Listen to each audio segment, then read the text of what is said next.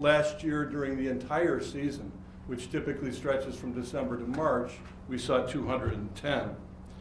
Today, you're going to hear information from some of the experts in our health system and our public health department. We, just as the Centers for Disease Control and Prevention, track things by week. We're currently in the first week of 2018. The information presented by the Cook County Department of Public Health, part of our system, is aggregated across 130 municipalities in suburban Cook County. And it's somewhat delayed, but as you'll see and hear, we're now using real-time monitoring that the public can use to stay informed. That information will include data from last year, including the last weeks of December of 2017. Now, we're fortunate in our system to have both healthcare facilities, correctional health, and a public health department. This allows us to trend in a centralized fashion both micro and macro trends and to make well-informed, data-driven decisions that can inform the public as well. So here today we've got a few experts within our system, and I'm going to introduce first Dr. Sharon Welbel, who's the Director of Hospital Epidemiology and Infection Control for Cook County Health. Her comments will be followed by Dr. Karen Josie from the Cook County Department of Public Health. So Dr. Welbel. Thank you. Thank you. Good morning. There we go. So I'm Dr. Sharon Welbel. I'm the Director of Hospital Epidemiology and Infection Control for the Cook County Health and Hospital System, or CCHHS.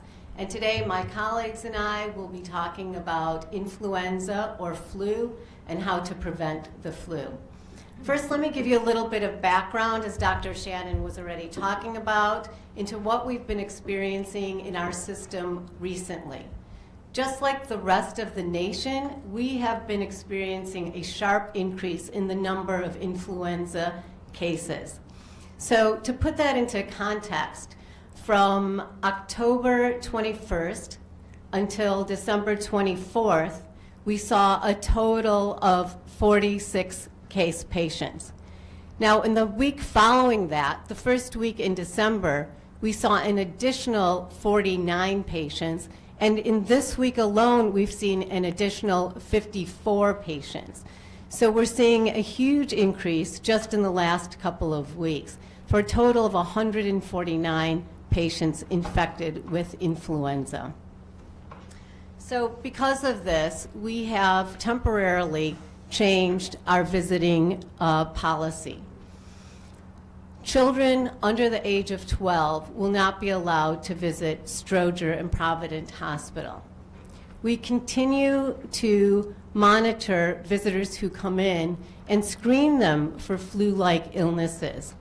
If somebody does have any symptoms consistent with flu-like illness, they will be given a mask and tissue, and they will not be permitted to visit. We also are asking that screening patients who are coming into our clinics and asking them similar questions. And for those patients, we will also give them tissue and masks, and just asking them to sit and wait with their mask on until they're able to be seen by their healthcare provider. Of course, we know that this might incur some inconvenience, but this is necessary to protect our patients, our healthcare workers, and our visitors. Even though we're in the midst of our flu season, we still are recommending that people who have not yet been vaccinated for influenza get vaccinated. And that's in order to protect themselves and to protect those around them, particularly the very young, those 65 and older, those with chronic medical conditions, and pregnant women.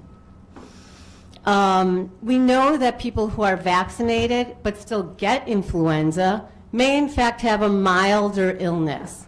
It may prevent hospitalization or complications from the flu and even death. We know from a study that children who were vaccinated against influenza were significantly less likely to die from an influenza-related illness.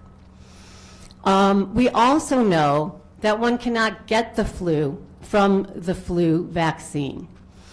And finally, we're really happy and proud of our healthcare workers, 95% of whom are already vaccinated, in order to protect, again, our patients, our visitors, and our healthcare workers.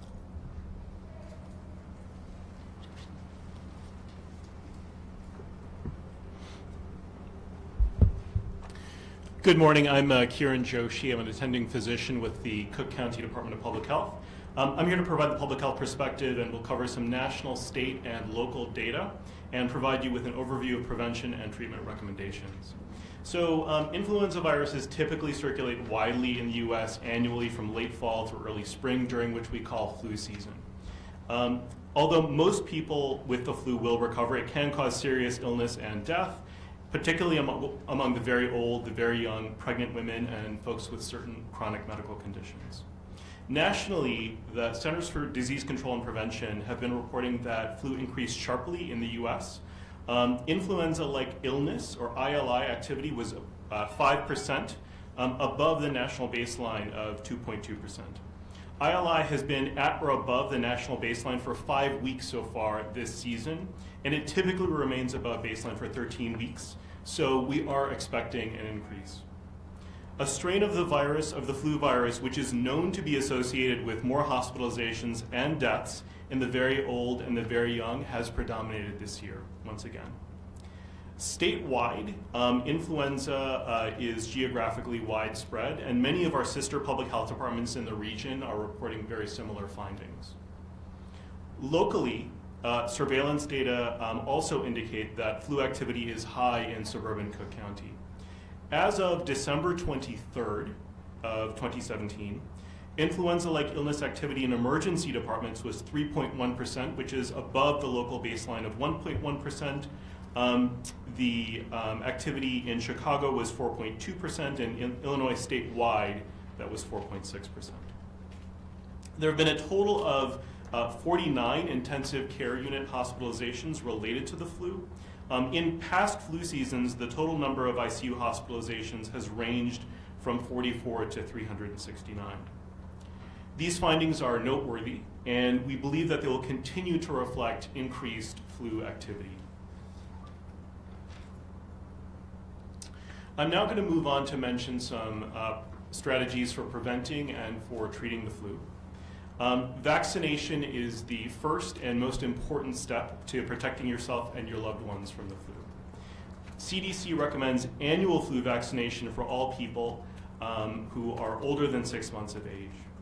Flu vaccination can reduce illnesses, can reduce doctor's visits, missed work and school, and can also prevent flu-related hospitalizations. Although vaccination by the end of October is recommended and optimal, vaccine administered in December or later can still be helpful, so get vaccinated. In addition to getting a flu shot, public health also recommends that the public follow the 3 C's: clean, cover, and contain. So clean, frequently wash your hands with soap and warm water. If soap and water are not available, use an alcohol-based hand rub. In case you're interested, I believe we have some for you on that table. Cover your cough and sneezes. Again, practicing good cough etiquette is key. And contain your germs by staying home if you're sick. Antiviral drugs are also an important second line of defense that can be used to treat the flu. CDC recommends the use of antiviral drugs as early as possible to treat the flu in people who are very sick with flu and folks with at high risk of serious complications. Antiviral drugs can make illness milder and can shorten the time you're sick, and they may also prevent serious flu complications. These drugs work best if given within 48 hours of when symptoms start, so it's very important to see your healthcare provider if you have concerning symptoms. I want to make the additional point that antibiotics are not effective against the flu, and using antibiotics inappropriately can lead to antibiotic resistance and may expose patients to unwanted side effects of drugs. So in conclusion, several influenza activity indicators are higher than typically seen at this time of year. Everyone older than 6 months of age should receive the flu vaccine. Remember to clean, cover, and contain, and speak to your healthcare provider regarding antiviral treatment if you have concerning symptoms. Thank you. Thank you, Dr. Joshi. I'd like to point out that also joining us this morning are the system's Chief Medical Officer, Dr. Claudia Fegan, and the Chief of Infectious Diseases for our health system, Dr. David Schwartz. After questions and answers, we're also going to have a demonstration of the real-time geo-monitoring of positive cases of influenza in suburban Cook County by Kelly Bemis from our health department.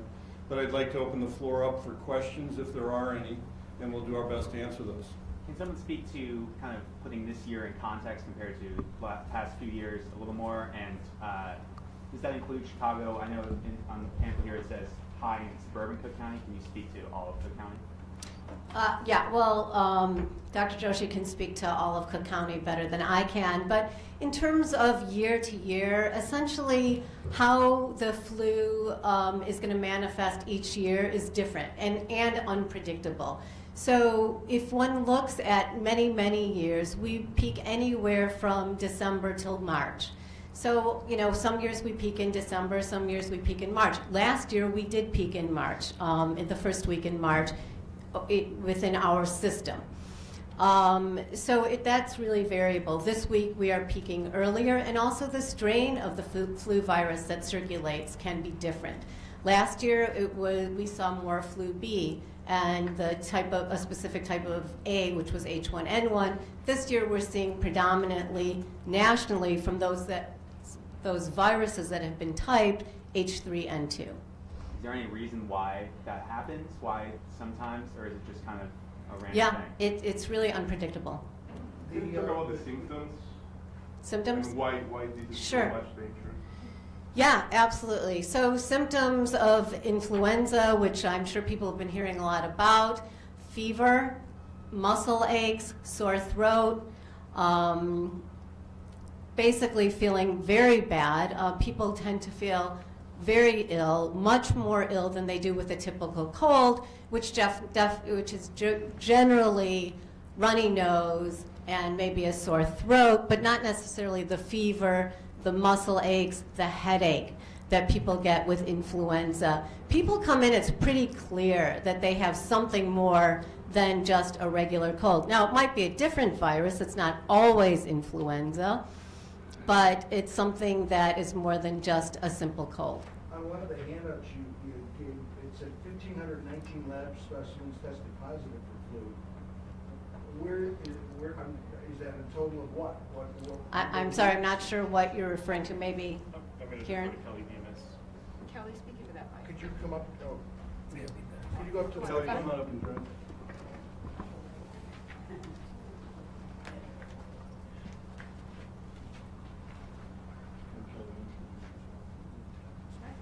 And spell your last name. Sure. Can you guys hear me okay? Yes. My name is Kelly Bemis, Kelley, Bemis.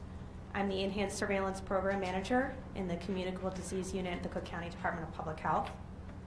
I'm responsible for putting together our influenza surveillance data for suburban Cook County. So the numbers that you just cited come from a network of what we call sentinel laboratories. So laboratories from hospitals in our area who have agreed to voluntarily share their data with us. It's de-identified and shared with us on a weekly basis. So the total number that you just referred to, that's how many specimens were positive. If you're interested in the denominator, the complete total, I can get that number for you, but it's 32%. I guess I'm confused because you're talking about 149 is the week, and now we've got 1,500. I mean, 149 is from where, and then 1,500 is from where? Yeah, sure. Yeah, so I was speaking about the system, Which system? Cook County Health and Hospital System. So that's where the so 149 so the public health department gets positive tests from wherever they are obtained. There's a funneling from other health systems that test toward the public health department. In the city, that would be toward the city's Department of Public Health. In the suburban Cook County, some 130 municipalities, that would come to our Cook County Department of Public Health, but those are from all testing sites, including physicians' offices.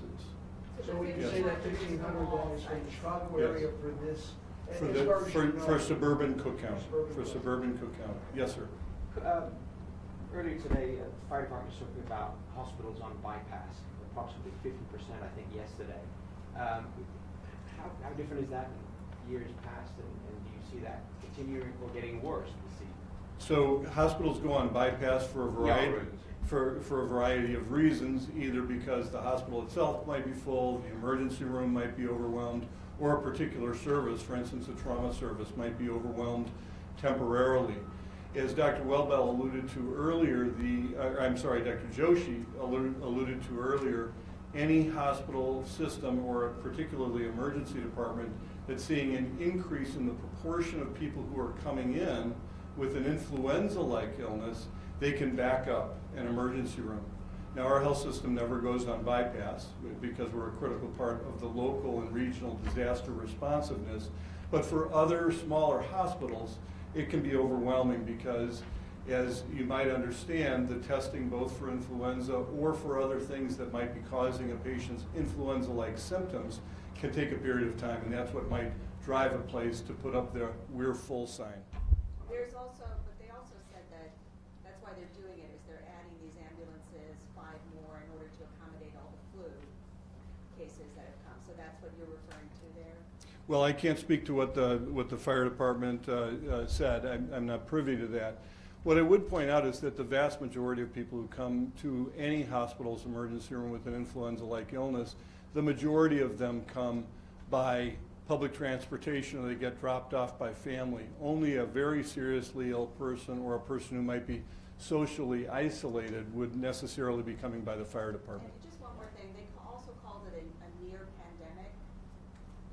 Well, there are technical terms that our public health experts can speak to as to what gets called an epidemic, endemic, or pandemic. Those are very specific kinds of things. Certainly, there has not been a pandemic described for influenza yet for this year. Can we go back to the 1,500? I just want to make sure I've got this correct. It's 1,500 in the entire suburban Cook County, is that right? So this number is more of an, sorry, I'm little. This number is really more of an estimate. Okay. Influenza cases are not required to be reported to the health department, and so we rely on voluntary reporting, and we get that from a network of laboratories. So this number represents, I'm sorry? More than 1,500 then. Yes, it is likely more than that. So, but it's accurate to say 1,500 in Cook County, correct? I would use probably the Chicagoland area. Okay. How effective is this year's flu vaccine? Yeah, so it's early in the season to really know for sure how effective this year's vaccine is. We can say that from last year, against the predominant strain, which is H3N2, the vaccine was about 32% efficacious. We also know that we have the same component in the vaccine that we did last year, and so far, the viruses that have been tested are similar to what we saw last year.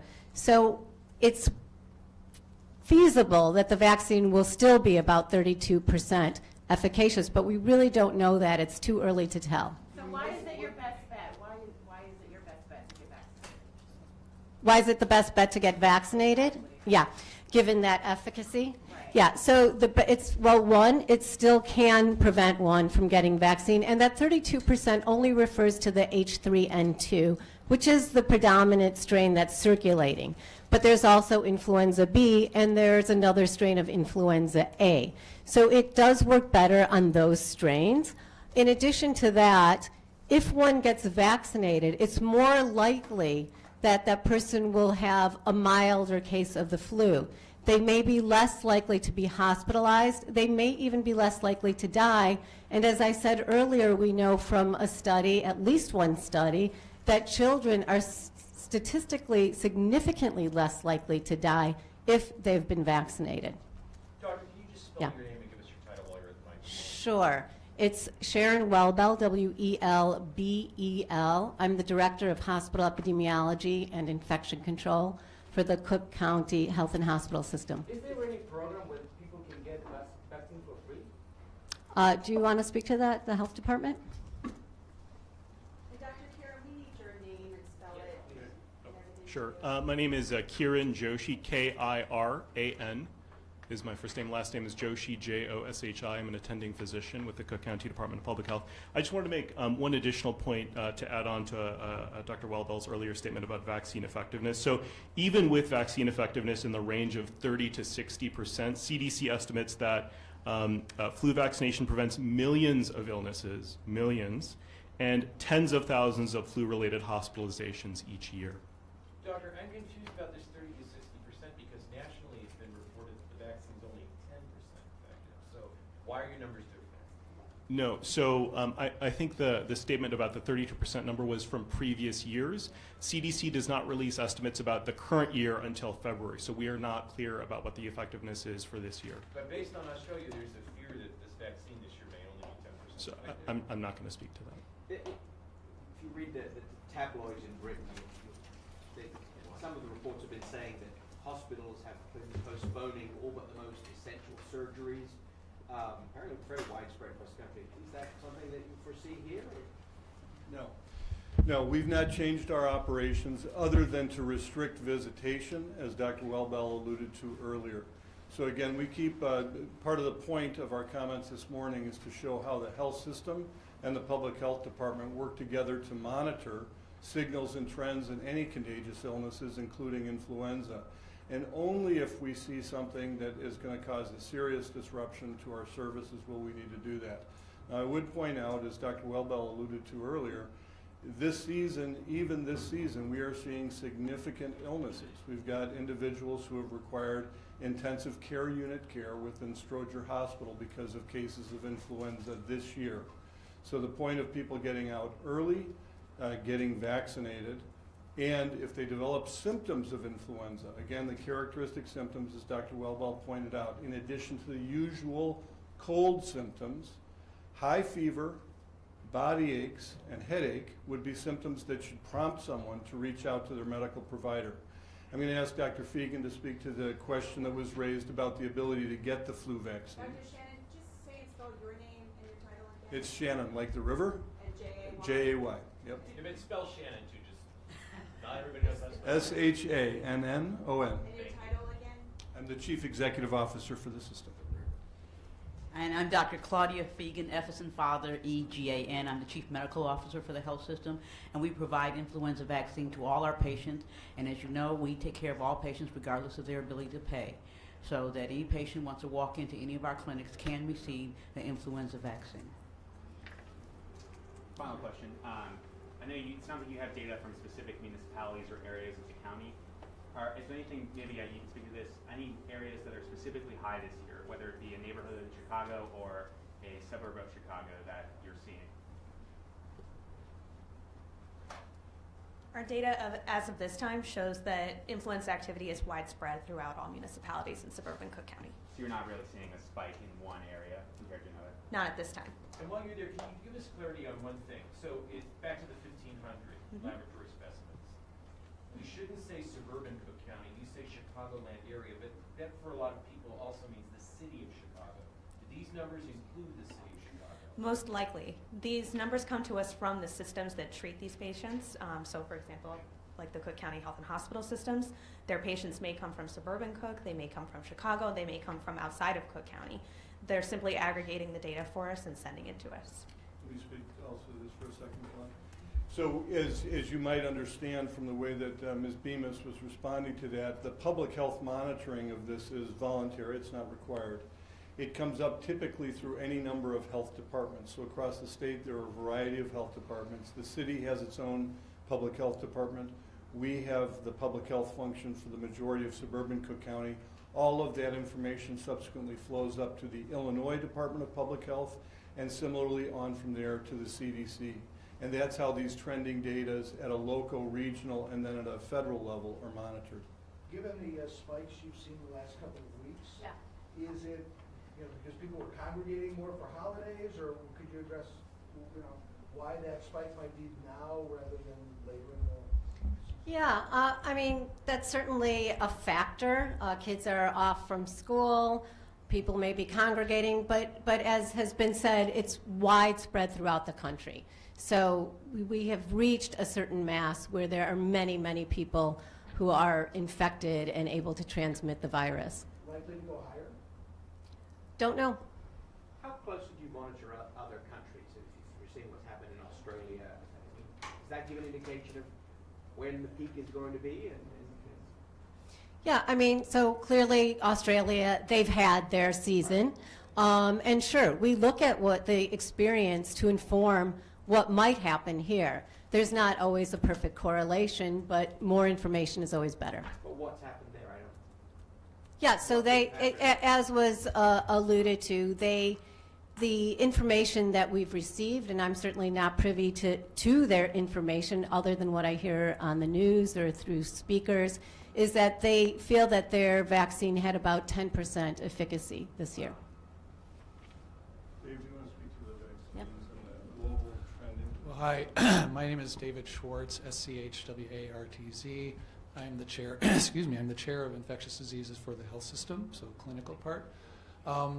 With regard to why is this a bad flu year, and last year was not so bad, if I could tell you that accurately, I would hold a more prominent position. The fact is, it isn't known. It isn't known why the virus behaves this way, and it is true that southern hemisphere flu seasons often predict what the northern hemisphere will experience, and that occurred also. With regard to the helpfulness of the flu vaccine, I would point out a few things. One is that, as has been emphasized, we do not yet have a well crafted scientific measure of effectiveness of the vaccine this year. So it's premature to say. What is meant by 10 or 30 or 60